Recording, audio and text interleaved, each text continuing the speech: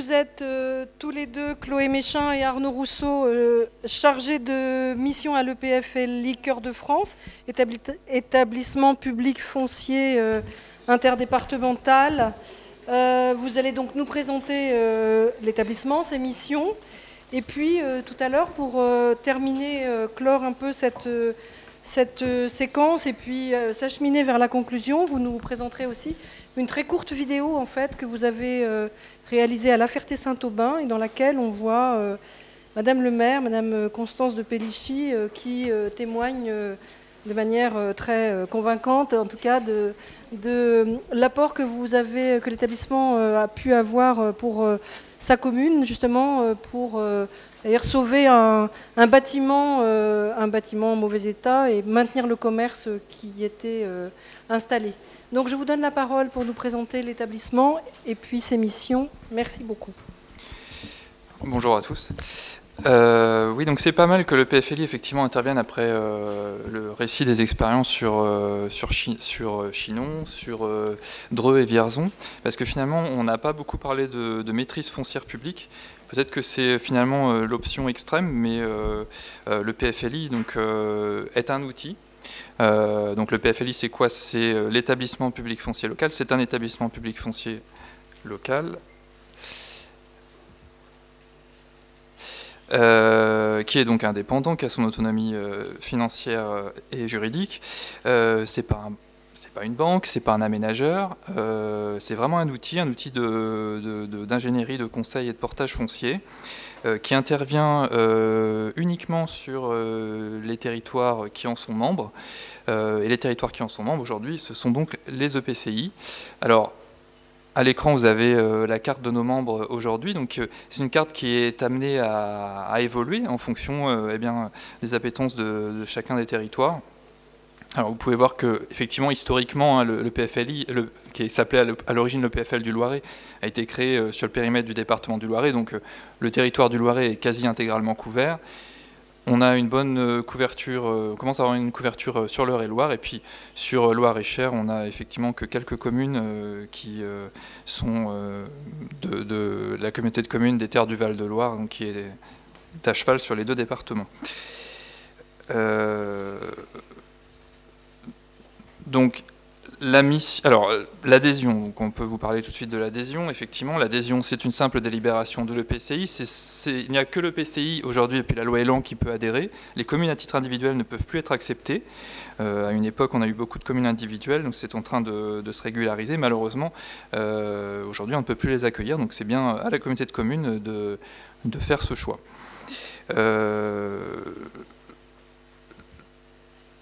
Alors, là je vais passer. Donc, la mission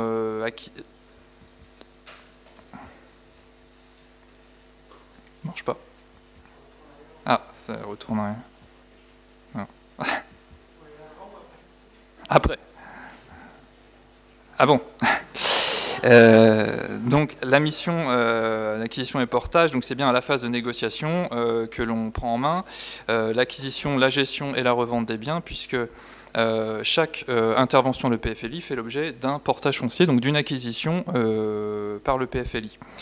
Avec un calibrage de la durée du portage selon l'opération en question. Donc les techniques d'appropriation sont diverses, elles sont les mêmes que celles que vous avez chacun au sein de vos collectivités. Hein. Donc on peut très bien acquérir à l'amiable, on peut acquérir par exercice du droit de préemption urbain qui nous sera délégué, on peut agir par voie d'expropriation, on peut agir dans le cadre de procédures particulières. Ça c'est pour l'acquisition et donc en termes de portage derrière, puisque l'acquisition est toujours précédée d'une convention de portage signée avec notre adhérent. Cette convention de portage donc fixe le cadre de l'intervention et fixe la durée du portage qui est donc chez nous de 2 à 15 ans, avec un remboursement soit par annuité constante, comme un emprunt bancaire, ou un remboursement, ce qu'on appelle chez nous en dissocié, c'est-à-dire que le capital est remboursé à terme et les frais de portage sont annualisés, sachant que les frais de portage, ils sont au taux unique de 1,5% hors taxe par an. La prorogation, bien sûr, et la sortie totale ou partielle du portage est possible. C'est-à-dire que la convention qui nous lie n'est pas gravée dans le marbre, c'est en évolution, en fonction de l'évolution du projet. Pendant ce temps du portage, le PFLI peut réaliser la plupart des travaux de proto-aménagement, enfin ce qu'on appelle le proto-aménagement, c'est-à-dire tout ce qui va permettre de préparer le terrain à son affectation future. Donc ça peut être de la démolition, sous maîtrise d'ouvrage de l'EPFLI, de la dépollution. Alors la dépollution, d'ailleurs il faut peut-être plutôt parler de remise en état la plupart du temps, mais en tout cas la dépollution en fait partie. Tout ce qui est bien sûr travaux liés à la sécurité des biens et des personnes, les travaux de maintenance courante, les travaux de mise aux normes en vue d'une occupation, et tous ces travaux sont bien entendu réintégrés dans le capital porté, voilà, à rembourser bien sûr par l'adhérent qui en fait la demande. Donc les axes d'intervention sont variés. Donc on a un axe habitat, un axe préservation d'espaces naturels, espaces agricoles, patrimoine bâti, un axe réhabilitation des friches, un axe équipement public et infrastructure, un axe développement économique, commercial et touristique, et renouvellement urbain et requalification des centres-bourgs. Ce sont ces deux axes-là qui nous intéressent particulièrement aujourd'hui, sachant que effectivement, on est déjà intégré dans les programmes Action Cœur de Ville, notamment à Montargis et à Pithiviers. Voilà, donc on voulait simplement vous présenter en exemple un projet que nous avons mené sur le territoire de la commune de La Ferté-Saint-Aubin, donc au sud du département du Loiret. À La Ferté-Saint-Aubin, on était face, donc c'est une commune qui présente une population de 7500 habitants, qui a une identité architecturale forte, hein, typiquement solognote, un axe commerçant, un axe routier très circulant mais aussi très commerçant, c'est départemental 2020. On avait sur cet axe des biens qui étaient abandonnés tout simplement par leurs propriétaires mais qui étaient encore occupés par des commerçants.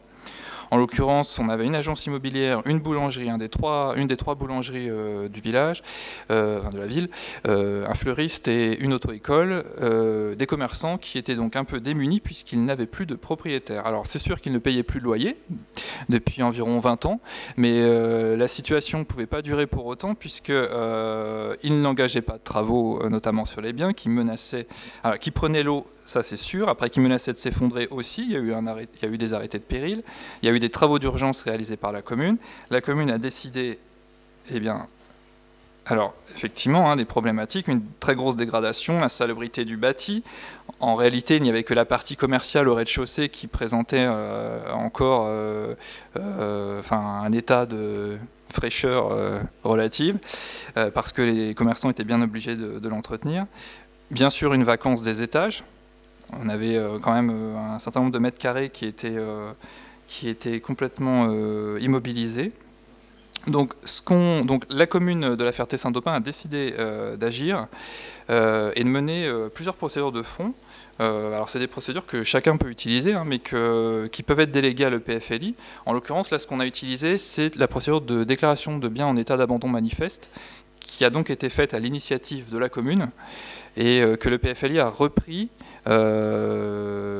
puisque la commune lui a demandé d'agir par voie d'expropriation à la suite. Hein, c'est une possibilité offerte par cette procédure, dans la mesure où effectivement les propriétaires n'ont jamais été retrouvés. Alors en l'occurrence, il s'agissait de sociétés civiles immatriculées en Italie et en Suisse. Donc je vous épargne toute la procédure préalable, les traductions des courriers en italien et les notifications à Genève et à Milan. Mais en tout cas, on en est arrivé à obtenir la déclaration d'utilité publique par le préfet de façon finalement assez simple, et ce qui nous a permis de s'approprier les biens. Alors on a mené en parallèle une procédure de biens vacants parce qu'on n'était pas tout à fait dans le même cas de figure. Voilà, donc ça a permis d'approprier 4 immeubles avec 4 locaux commerciaux. Donc alors la commune avait calibré un portage en 4 ans, et ce portage en 4 ans, il a permis d'abord de régulariser la situation locative. On a pu passer des baux précaires avec tous les commerçants et donc leur permettre de retrouver un cadre juridique adapté. On a réparé la toiture, sérieusement, donc on a entièrement refait la couverture. On a procédé à une division foncière et en volume de façon... Parce que l'objectif, je ne l'ai pas dit, mais l'objectif, bien sûr, c'était de revendre aux commerçants pour pérenniser leur occupation. L'objectif, c'était pas de laisser les biens en propriété de la commune. Voilà, donc les divisions... Enfin, préparer vraiment le bien à la revente. Sachant que dans le cadre de ces reventes-là, alors ces reventes sont possibles après déclaration d'utilité publique, donc dans le cadre de l'expropriation, elles sont possibles à condition d'élaborer un cahier des charges de cession qui est annexé à la vente. Donc le commerçant va devoir exécuter finalement les obligations que le préfet a retenues. Il s'agissait ici de faire un ravalement total et de retrouver, de réaménager dans le sens d'une amélioration de l'esthétique de ces immeubles-là qui faisaient vraiment une vraie moins-value sur la rue principale de la Ferté-Saint-Aubin. Voilà, donc ce temps de portage a été consacré à ça. Aujourd'hui, on arrive au terme de ce portage. On a revendu à 3 commerçants sur 4. Le 4e se signe après-demain. Et bien entendu, le capital porté donc, a été constitué de toutes ces dépenses-là. Donc le coût de l'acquisition. Alors l'acquisition, le coût de l'acquisition, c'était en fait les évaluations des domaines qui ont été consignés, puisqu'il n'y avait pas de propriétaire, donc il n'y avait pas de prix à verser. Donc tout a été consigné à la Caisse des dépôts, mais ça a été réintégré dans les prix de cession, puisque c'est sorti bien sûr de la poche de l'EPFLI, entre guillemets. On a même réintégré les frais que la commune avait engagés pour refaire des travaux d'urgence sur l'immeuble. On a réintégré le coût de la réfection de la toiture, bien entendu. Toutes les dépenses, voilà, on a tout réintégré, on a tout réparti de façon intelligente entre les lots. Les commerçants ont tous accepté de racheter, parce que finalement les prix n'étaient pas si élevés, même au bout du compte. Enfin, ils étaient même plutôt très intéressants pour dire. Bon, effectivement, c'est une vente avec charge, puisqu'il y a bien une charge de ravalement au bout du compte, mais il n'empêche que ça demeure une opération intéressante pour ces commerçants-là qui vont vraiment se retrouver chez eux, voilà, pour pouvoir aménager les locaux comme ils l'entendent. Tous les immeubles sont classés à usage commercial, donc si jamais il fallait faire une opération logement aux étages, les commerçants devraient demander un changement d'affectation. Voilà, et donc bilan des courses pour la commune de la Ferté-Saint-Aubin, c'est qu'elle a pu réaliser son opération qui est véritablement une opération de revitalisation du bourg, puisque tout le monde est persuadé qu'à défaut d'intervention publique, eh bien, les commerçants seraient partis, les locaux n'auraient jamais retrouvé preneur, et se seraient retrouvés vacants, et au bout du compte, de toute façon, il aurait bien fallu une intervention publique, mais qui aurait été finalement trop tardive, puisqu'il n'y aurait plus eu de commerce en place. Voilà, et au bout du compte, donc, la commune de la Ferté-Saint-Aubin n'a rien payé. Voilà, elle n'a rien payé. Elle a payé les frais de portage de 1,5% sur le capital, sachant que ces frais de portage, dans le cadre d'autres opérations, on a vu des porteurs de projets publics qui les répercutaient aussi sur les acquéreurs finaux. Voilà, donc c'est un exemple parmi d'autres. Après, le PFLI intervient aussi de manière très ponctuelle et très diffuse sur les maintiens des derniers commerces de centre-bourg. C'est en train de devenir un peu une spécialité de l'EPFLI, donc racheter les murs de la dernière boulangerie du village. Ce qu'on fait, c'est qu'on baisse les loyers qui sont souvent jugés excessifs. On gère ces biens pendant, en général, la plus longue durée possible, c'est-à-dire 15 ans. Ça évite à la commune tout ce qui est bien sûr négociation pour l'acquisition des murs, gestion des loyers et puis les travaux d'entretien. Voilà, c'est neutre pour la commune qui en deviendra propriétaire au bout du compte, à moins qu'elle nous désigne un tiers pour racheter, en l'occurrence souvent le commerçant en place. Voilà, et sur ce type d'intervention ponctuelle, on est toujours sur du remboursement par annuité constante, c'est-à-dire que la commune, chaque année, va venir verser une part du capital en remboursement. Voilà.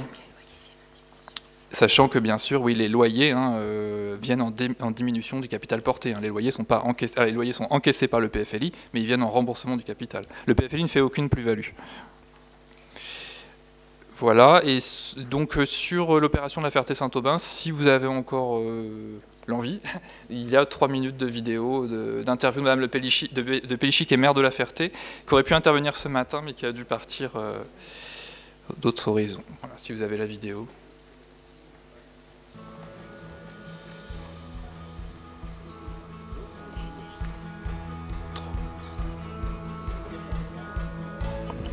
Bonjour, Constance de Pélichy, maire de la Ferté-Saint-Aubin. Le premier dossier auquel j'ai été confrontée en tant que maire lors de mon élection en 2014, c'est celui de la conservation et de la pérennité de 4 commerces dans le centre-ville de la Ferté-Saint-Aubin. Il s'agissait en l'occurrence d'une boulangerie, d'un fleuriste, d'une agence immobilière et d'une auto-école qui occupaient des bâtiments appartenant à un ensemble de sociétés holding italiennes et suisses dont le propriétaire était décédé quelques années auparavant. La difficulté pour eux était la suivante, il n'y avait plus de propriétaires identifiés pour leurs biens, donc plus de possibilité de transmettre le bail commercial, personne pour effectuer les travaux indispensables au bon entretien des bâtiments. Et donc ils étaient laissés dans une situation assez inextricable. La plupart des occupants faisaient face à des infiltrations importantes, des morceaux de corniche qui tombaient sur la voie publique, notamment le tout sur un bâtiment classé remarquable par l'architecte des bâtiments de France. La commune était alors adhérente à l'EPFLI au titre individuel et nous avons souhaité nous faire accompagner par l'EPFLI dans le cadre de ce projet. L'objectif pour nous, c'était donc la pérennité du commerce dans le centre-bourg et par là même l'opportunité pour nos commerçants de racheter leurs locaux, mais aussi la préservation d'un bâtiment classé remarquable au sein du patrimoine municipal. Nous nous sommes donc rapprochés de l'EPFLI au cours de l'année 2014 et 2015 et l'EPFLI a choisi de nous accompagner dans la procédure que nous venions d'engager, qui était une procédure d'expropriation pour abandon manifeste de biens. Cette procédure permet à une collectivité ou à un particulier, une personnalité morale, d'exproprier un propriétaire lorsqu'il est difficile à connaître et lorsqu'il laisse son bien dans un état d'abandon manifeste. Et pour obtenir l'expropriation de la part du juge, il faut s'engager à la réalisation d'un grand nombre de travaux qui permettent la sauvegarde et la conservation du bien. C'est une procédure qui se passe au niveau judiciaire, qui est assez complexe, qu'il était d'autant plus dans notre cas que les locaux appartenaient à diverses sociétés italiennes et suisses. Il a donc fallu faire traduire l'ensemble des actes en italien et rechercher l'ensemble des propriétaires qui pouvaient prétendre à reprendre ce bien. Ça fait aujourd'hui 3 ans et demi que nous sommes accompagnés par le PFLI. Nous arrivons à la phase finale de notre opération, c'est-à-dire la cession des locaux aux commerçants occupants. Et lorsque les commerçants occupants ne souhaitent pas ou ne peuvent pas racheter, la mairie rachètera les locaux. En échange du rachat à un prix relativement bas, les acheteurs s'engagent à réaliser les derniers travaux qui n'ont pas encore été réalisés, sachant que le PFLI a engagé des travaux très importants de rénovation de toiture. Aujourd'hui, on peut dire que grâce à l'EPFLI, on réussit en plein cœur de ville à sauver 4 commerces qui étaient essentiels pour le bon équilibre de notre centre-bourg.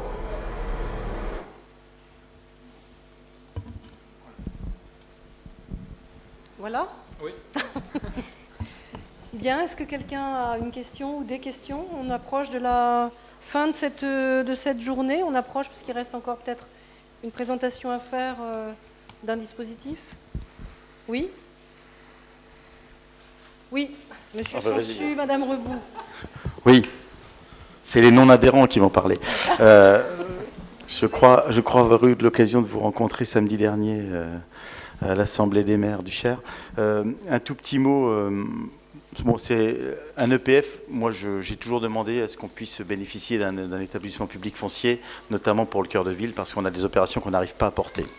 On a vraiment un problème de portage aujourd'hui. Alors, dans la SEM, on vient de faire rentrer la Caisse des dépôts à la place de la BPI, parce que historiquement c'était Oseo, donc on vient de faire rentrer la Caisse des dépôts. La Caisse des dépôts est prête à faire un certain nombre d'opérations avec la SEM en 50-50 sur des sociétés dédiées ad hoc. Bon, c'est un peu compliqué, donc moi je pense que l'EPF est une bonne solution. Mais j'ai deux questions. D'abord, est-ce que j'ai compris que les communautés de communes pouvaient adhérer, quelles qu'elles soient? Est-ce qu'une SPL où l'actionnariat, c'est comme ville, peut rentrer? Question toute simple. Parce que comme ça, ce sera plus simple. Comme je suis président de la SPL, ça ira plus vite. Deuxième chose, comment ça s'articule avec le dispositif régional d'aide annoncé, en tout cas, les 5 millions qui ont été annoncés, sur le soutien au commerce? Est-ce que si vous intervenez sur un commerce existant, vous savez que la région a annoncé une enveloppe sur le soutien au commerce dans le cadre un peu de cœur de ville, mais un petit peu aussi tout ce qui est fait autour des centres-bourgs et cœur de ville via le dispositif régional. Est-ce que c'est éligible? Alors, sur la première question, la réponse est non, malheureusement. Il n'y a que les EPCI qui peuvent adhérer au titre du Code de l'urbanisme, et depuis notamment la loi Elan. En revanche, toutes les personnes publiques qui sont sur un territoire couvert peuvent demander l'intervention de l'EPFLI derrière. Donc, les syndicats mixtes, une SPL pourraient probablement demander l'intervention de l'EPFLI, mais il faudrait pour ça que le Vierzonais adhère. Voilà. Et sur la deuxième question, il nous arrive de percevoir les subventions régionales pour les projets portés notamment par les communes au titre des CRST. Et dans ce cas-là, les subventions sont perçues par le PFLI et viennent en remboursement du capital. Mais ce qui est important de préciser justement dans les subventions, c'est que c'est la commune qui reste à la demande de la subvention et l'EPF ne s'en empare pas du tout, pour que les collectivités restent quand même maîtres de leur projet. Voilà. Depuis la fin du mois de mai, donc vous êtes éligible sous certaines conditions à des aides de l'ANA en tant que personne morale pour les dispositifs d'intervention immobilier et foncier, donc qui vous permet d'intervenir par exemple en secteur détendu pour acheter des immeubles à rénover, pour remettre en location et faciliter le maintien de la population en centre-ville sur des immeubles qui sont durablement vacants et qui ne trouvent pas preneur. Est-ce que vous avez déjà eu le temps de regarder cette question-là? Non, et on se pose vraiment la question parce que la communauté d'agglomération de Montargis s'intéresse justement à la réhabilitation d'une tour sinistrée dans un îlot de 3 tours, enfin d'un grand ensemble immobilier, et pense à nous. Le souci, c'est que est-ce que c'est vraiment le métier de l'EPFLI, c'est bien acquérir, porter et revendre en l'occurrence. Maintenant, est-ce que c'est vraiment notre métier d'acquérir, de rénover des logements et de gérer vraiment la situation locative de grande ampleur comme cela, et ensuite d'entrer dans les copropriétés, dans les conseils pour pouvoir faire bouger les choses. Voilà. Est-ce que c'est vraiment notre cœur de mission? C'est pas sûr, c'est une des réflexions qu'on est en train de se poser. Et effectivement, le subventionnement ANA, c'était bien conçu par l'ANA comme un dispositif transitoire. Il n'était pas question que vous faisiez du portage à long terme, mais l'objectif, j'ai compris, était de relancer la machine là où c'est bloqué. Oui, sur ce sujet-là, je ne voudrais pas parler à la place de l'ANA, mais la difficulté rencontrée, c'est que l'ANA, tout comme Action Logement, va intervenir dans le cadre d'un conventionnement avec le propriétaire bailleur, dans le cadre de la gestion derrière et de la location. Et comme vous dites, vous n'êtes qu'une phase de transition. Ça signifie que la convention, il faut qu'elle soit reprise derrière par l'investisseur. Ouais. Donc, voir déjà cette problématique de transmission du conventionnement ANA ou du conventionnement Action Logement d'ailleurs. Sur Montargis, toujours sur Montargis, dans le cadre du programme Action Cœur de Ville, là on est sur une autre opération sur laquelle Action Logement est également investie, c'est donc la revitalisation de la rue du Général Leclerc, avec vraiment une grande opération de remembrement des locaux commerciaux, et des étages qui seraient à usage d'habitation. Donc là, l'idée, ce serait vraiment que le PFLI soit vraiment l'outil de remembrement, on va dire, de remembrement foncier, mais derrière Action Logement et derrière un opérateur commercial pour la partie rez-de-chaussée. Voilà. Oui, on s'était rencontrés il y a quelques mois, quelques années même, au niveau du Perche d'Eure-et-Loire. À l'époque, il était question de l'adhésion des communautés de communes ou des communes, moyennant une cotisation qui correspondait à la taxe locale sur l'équipement. Est-ce que ça, c'est toujours effectif? Oui, alors c'est pas une cotisation, c'est un impôt. Hein. C'est la taxe spéciale d'équipement qui est perçue au niveau local sur tous les territoires qui sont adhérents. C'est-à-dire que le simple fait d'adhérer entraîne la perception de la taxe spéciale d'équipement, qui est donc une des taxes additionnelles aux taxes foncières et taxes d'habitation. Donc c'est toujours vrai, même si c'est des niveaux très très bas, ça peut être un frein. Le montant est identique à ce qui était proposé il y a C'est la même chose, oui. Ça n'a pas changé. Alors là... à un moment donné, nos élus disaient souvent, mais ils ont un peu arrêté ce discours parce que c'était pas très parlant, de dire que finalement ça revenait pour un ménage, un ménage de 4 personnes, un foyer de 4 personnes plutôt, à environ 2 € sur la taxe foncière. Mais c'était pas très parlant puisqu'il y a aussi la CFE qui rentre dedans. Enfin, c'est du coup voilà. Mais c'est des taux qui sont vraiment très bas. Mais ouais, il y a un taux que. En fait, c'est un montant de perception qui est voté et qui est ensuite réparti sur tout le territoire par la DGFiP. Donc ça revient à un taux qui est de l'ordre de 0,00. Voilà. Mais enfin, pour ces questions-là, on peut vous en dire plus.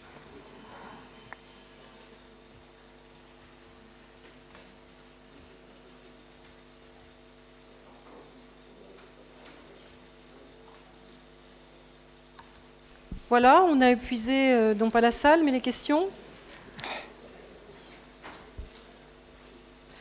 Il restait la présentation peut-être d'un dispositif, vous pouvez rester là, hein, par la direction de l'aménagement du territoire de la région Centre-Val de Loire, donc Isabelle Valmadia.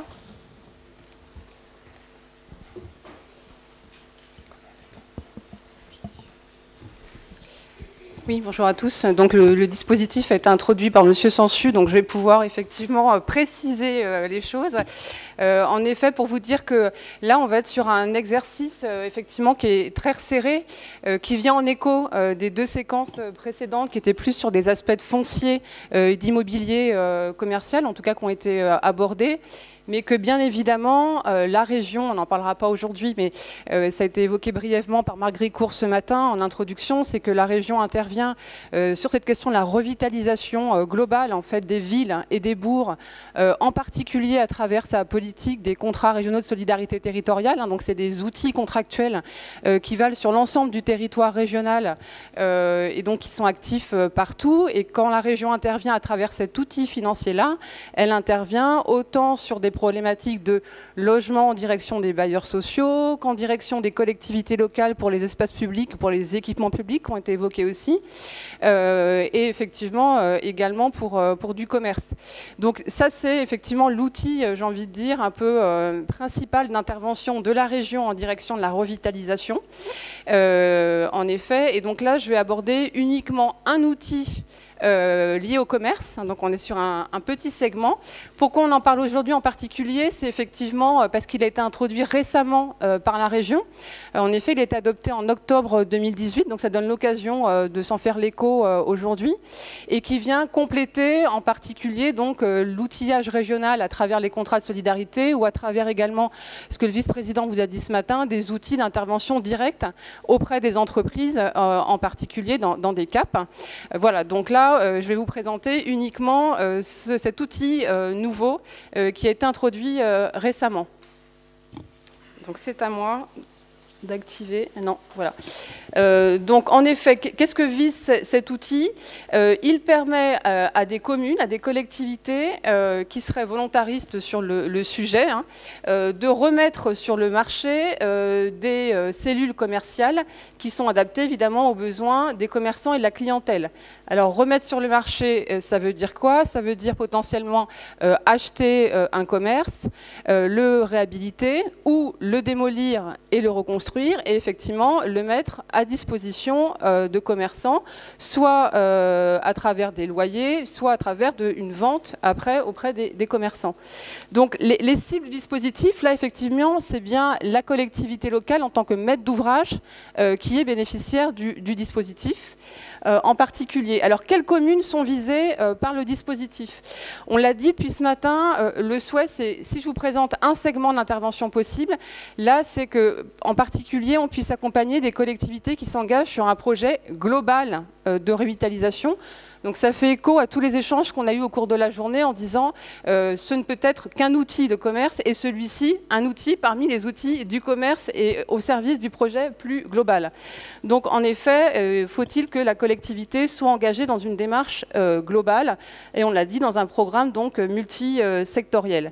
Et puis en effet, faut-il que la collectivité souhaite en particulier renforcer la destination commerciale de son cœur de ville qui est caractérisée par une densité, une diversité de l'offre commerciale. Donc derrière cette idée-là, c'est de dire aussi qu'on s'adresse en particulier pour cet outil-là plutôt prioritairement aux communes pôles de centralité.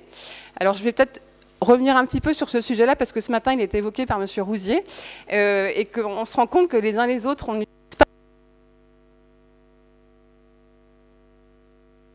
je parle fort, mais ça suffit peut-être pas quand même, qu'effectivement, on avait un SRAT en 2011 qui a été adopté, il y a un SRADET, vous le savez, hein, qui est en phase de finalisation quelque part d'écriture, on arrive au bout du process, et on reconnaît une armature régionale au niveau donc, du territoire régional, avec en effet ce qu'on appelle des pôles de centralité, donc ceux-ci sont reconnus par le niveau régional, et qu'est-ce que c'est que ces pôles de centralité? En effet, c'est des pôles on l'a aussi abordé, hein, qui ont un rôle particulier sur un territoire puisqu'ils concentrent des emplois, des services et en effet au bénéfice d'un bassin de vie, donc c'est comme ça qu'on l'appelle au niveau régional, assez élargi.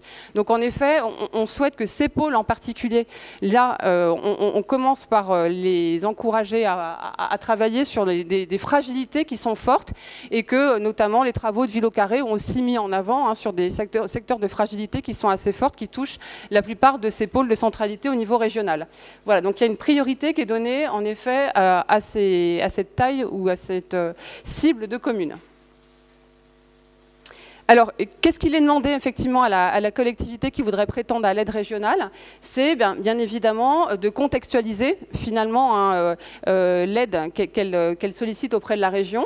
Donc, bien évidemment qu'elle mette en perspective préalablement le volet commercial au regard des autres enjeux du territoire. Hein, donc, qu'elle fasse bien valoir effectivement qu'elle intervient sur l'ensemble des autres enjeux. La définition en fait, d'un périmètre opérationnel pour concentrer des efforts sur un parcours marchand ou sur des linéaires commerciaux ciblés. Donc ça a été évoqué, y compris par M. Sansu, je crois me souvenir, en disant, et puis Dreux également, en disant effectivement, il faut en plus du périmètre de centre-ville, en effet, avoir un secteur d'intervention privilégié sur ce type d'opération, de manière effectivement à concentrer les efforts et avoir un vrai effet en termes d'intervention sur le commerce. Et ça veut peut-être dire, finalement, ça a été dit, d'abandonner certaines communes au profit, pardon, certaines, lapsus, certaines rues au profit, effectivement, de rues qui rentrent dans un parcours marchand qui aurait été préalablement identifié. Donc on l'a dit, effectivement s'appuyer sur un programme d'action pluriel en termes commerciaux. Donc on l'a vu toute la journée, en effet, il y a différents leviers pour les collectivités en matière commerciale. Donc c'est effectivement de pouvoir faire valoir à la région que, indépendamment de la question de l'immobilier commercial, il y a bien d'autres outils qui sont activés par la collectivité. Et puis on considère, et ça a été, je crois, conforté aujourd'hui, qu'il était utile de s'organiser pour avoir une animation commerciale pour piloter un programme et puis assurer un dialogue continu avec les différents partenaires. Donc ça, j'ai envie de dire, c'est effectivement les préalables, les prérequis que la collectivité doit faire valoir pour bénéficier du dispositif régional. Alors, comment la région intervient? Donc, en fait, le principe, c'est d'intervenir sur la prise en charge d'une partie du déficit de l'opération. Donc, on est sur 50% du déficit. Ça veut dire qu'on partage avec la collectivité le déficit. Donc, le déficit, il est calculé comment? Tout simplement, effectivement, dans la partie dépenses à la charge de la collectivité, on peut avoir donc des frais d'acquisition, de démolition, de réhabilitation, de reconstruction, pour remettre en état un local commercial. Et puis, y compris, ça a été aussi beaucoup abordé aujourd'hui, la question des travaux qui peuvent être liés à la dissociation du rez-de-chaussée commercial avec effectivement le logement à l'étage. Donc ça, c'est pour la partie dépenses. Et puis, effectivement, en face, dans les recettes des collectivités, en fonction du portage par la collectivité, soit on va avoir derrière une vente, soit on aura une location sur 9 ans. En tout cas, nous, on calculera les recettes liées à location sur 9 ans, ou on peut avoir, bien évidemment, plutôt une location sur... on prendra en compte les recettes liées à la location sur la durée du crédit bail, et puis, bien évidemment, l'option d'achat au final. Donc, on va bien mettre en fait dans la balance ses recettes et ses dépenses. Et effectivement, au final, on constatera, si on doit constater du moins un déficit d'opération, la région peut prendre en charge à moitié ce déficit d'opération.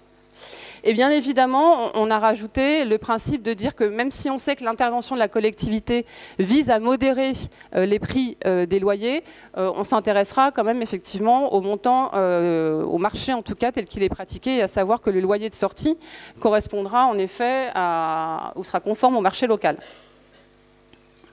Alors, pour les bénéficiaires, et donc là, je vais répondre à M. Sansu, plus précisément en écho à la réponse de l'EPFL, c'est que bien évidemment, j'ai abordé, je vous ai dit que les bénéficiaires étaient les communes, ce peut être selon les compétences, évidemment, le groupement de communes, le PCI, ou effectivement des délégataires possibles. Et donc, pour ceux qui pratiquent, vous le savez qu'on le fait déjà dans les contrats, bien évidemment, on intervient pour la collectivité ou pour les délégataires qui interviennent au nom de la collectivité. Donc on intervient aussi pour les établissements publics fonciers. Donc le PFL peut tout à fait être bénéficiaire de l'aide en effet régionale. Et puis on peut intervenir aussi pour des opérateurs type organisme HLM qui voudraient également, et certains le font, intervenir de la sorte également sur le sujet. Et puis voilà, donc j'en ai fini, ça c'est un peu moins intéressant, évidemment c'est en écho à tout ce que j'ai dit avant. Ça c'est le formalisme attendu, donc c'est 5 millions d'euros en effet, vous l'avez dit aussi, qui ont été effectivement votés par la région en complément de ces dispositifs financiers, donc dans les contrats de solidarité.